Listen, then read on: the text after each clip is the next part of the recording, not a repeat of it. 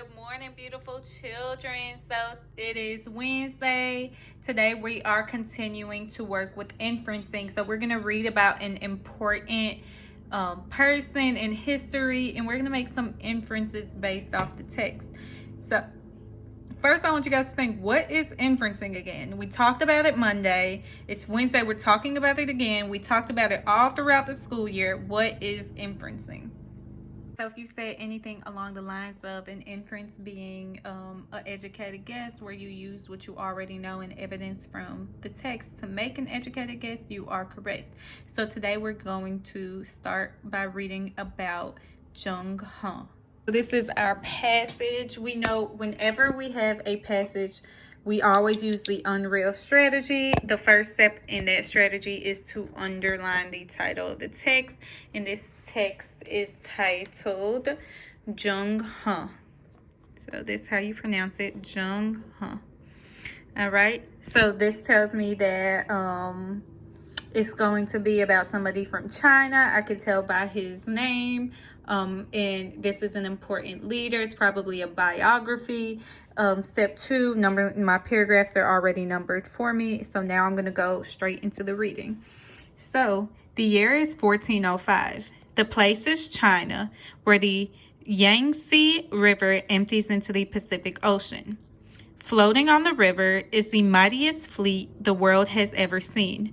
More than 300 boats with nearly 3,000 sailors. The largest ships, called treasure ships, are more than 400 feet long, far larger than the greatest European boats of the day. The ships will sail the Indian Ocean, visiting ports along the lands we know as Indonesia, India, and Africa. Who commands this fleet? Admiral Jung Huh. Born in 1371, Jung Huh, pronounced Jung Huh, was forced to join the Chinese army at age 10. He became not just a soldier and a sailor, but also a diplomat, speaking with foreigners on behalf of the Chinese government. This is why Jung Huh was made leader of the fleet. Not only could he represent his government politely, he could also back up his politeness with force. So why did China send Jung Huh and his fleet to sea? In the early 1400s, China was growing rich and hungered for goods from faraway lands. To feed that hunger, the government built its fleet. But though Jung Huh was a military man, his fleet came to trade, not to conquer. When they left Chinese shores, the treasure boats were heavy with silk and porcelain and jade. They returned laden with foreign goods, wood, gold, spices, and medicine. They even brought back odd animals, what we now call ostriches, zebras, camels, and giraffes. Jung Huh took China out into the world, and he brought the world back to China. Jung Huh died in 1433 during his 7th voyage. For reasons not fully clear, a new emperor stopped the trading expeditions and ordered records of Jung Huh's travels destroyed. But enough information remains to make one fact clear. Jung Huh was one of the most marvelous sailors of his age. All right, I want you guys to answer these 3 questions about the text. Number 1, who was Jung Huh? Number 2, what did Jung Huh do? And number 3, why was Jung Huh important? So I'm going to post a picture of the text so you guys can pause and reread the text, or you could play back me reading it. And you guys need to have the answer to these 3 questions. 1, who was Jung Huh? 2, what did Jung Huh do? And 3, why was Jung Huh important?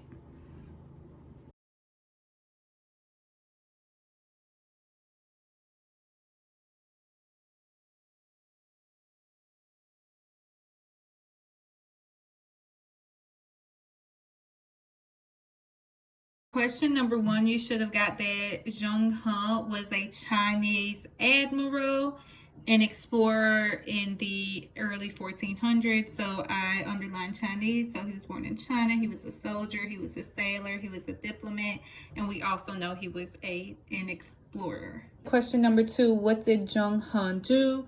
Well, he traded. So he traded Chinese goods and goods from foreign lands.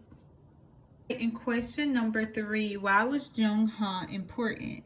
So what stuck out to me is that it says that he took China out into the world and he brought the world back to China. So he brought information about China to other places in the world. He also brought information about a lot of other places and knowledge about a lot of other places and brought it back to China. So we want to answer, what inference can you make about how Zheng Han affected the world's knowledge of China? So we want to look for evidence in the text. We want to use what we already know, and we want to make inferences. So first I want to look back in the text and see, well, what did they say about Zheng Han? I want you to reread the text, and I want you to highlight what you think is really important about Zheng Han. So what are some important points about Zheng Han that tells you a lot about the person he is? Things I highlighted, that he commanded the mightiest fleet the world had ever seen, that he was not just a soldier and a sailor, but also a diplomat, that his fleet came to trade, not to conquer. So that tells me a lot about him, because I know back then people used to go to places to conquer and take over, but he just wanted to trade. And that he did 7 voyages. All right, so that is information I'm going to add right here under what's in the text. I added my information to my chart that says what's in the text, evidence. Now I need to think about what I already know. So I know if somebody commanded the world's mightiest fleet, if they were not just a soldier and a sailor, but a diplomat, if they came to trade, not to conquer, that they traveled, did 7 different voyages for almost 30 years. I think that that is a very important person, and that person must have some type of effect on the world.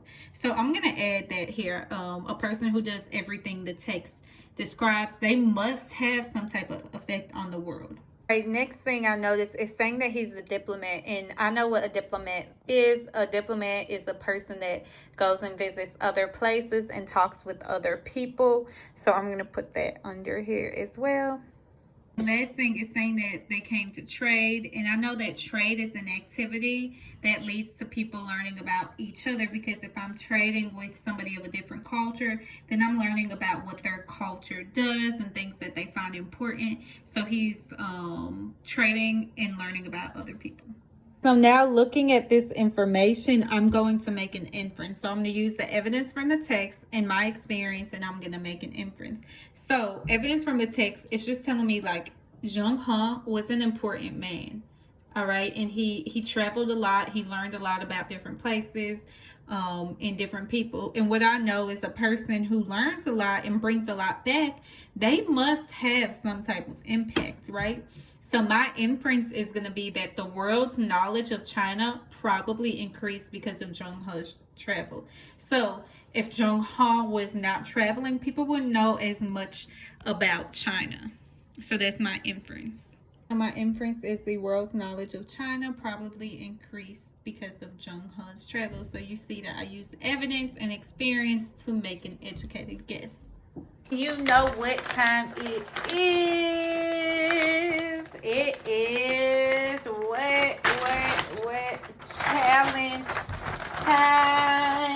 challenge time. So today's challenge is comment below or on TikTok or on Instagram and tell me one thing that you learned from the passage. So what is one thing that you learned that you did not know before you read this passage?